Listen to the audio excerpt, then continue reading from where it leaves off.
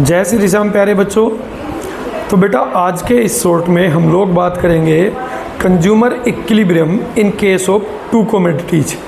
ये भी एक ऐसा टॉपिक है बेटा जो कि स्टूडेंट्स को बहुत डराता है, परंतु ये बेटा बहुत ईजी सा है। Basically consumer equilibrium in case of two commodities हमें ये बताता है कि how much quantity of two goods a consumer can buy with his given income and given prices of two goods so that he can get maximum satisfaction।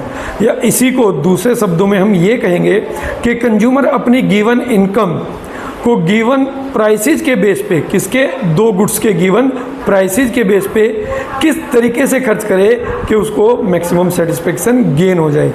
यानी x की कितनी quantity पे खर्च करे और वो वाई की कितनी क्वांटिटी पे अपनी गिवन इनकम को खर्च करे so that he can get maximum satisfaction.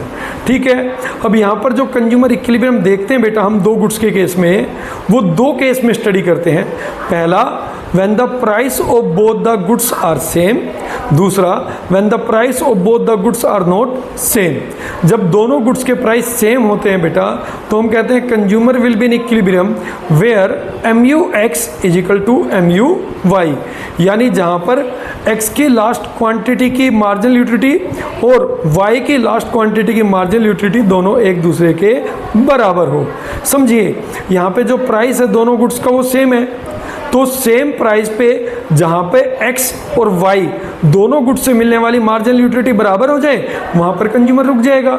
अगर नहीं होगी तो क्या कंडीशन होगी, या तो उसी प्राइस पे MUX ज़्यादा होगा या उसी प्राइस पे MUX ज़्यादा होगा। ठीक है। जिस गुड्स की भी मार्जिनल यूटिलिटी ज़्यादा होगी तो कंज्यूमर क्या करेगा, दूसरी गुड्स से अपनी इनकम को निकालेगा और जिसकी मार्जिनल यूटिलिटी ज़्यादा है उस पर खर्च करना शुरू कर देगा। और जैसे जैसे वो उस पर खर्च करेगा तो उससे मिलने वाली मार्जिनल यूटिलिटी कम होती चली जाएगी क्योंकि क्वांटिटी बढ़ती जा रही है और दूसरे वाले की मार्जिनल यूटिलिटी बढ़ती चली जाएगी।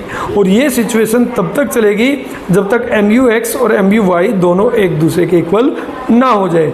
This is how a consumer will reach again at a equilibrium when the price of both the goods are same, right? अब नेक्स्ट वीडियो में हम लोग बात करेंगे अगर प्राइस सेम ना हो तो कंज्यूमर दोबारा इक्विलिब्रियम में कैसे आएगा अगर वो इक्विलिब्रियम में ना हो। क्लियर? तब तक के लिए बेटा जय श्री राम।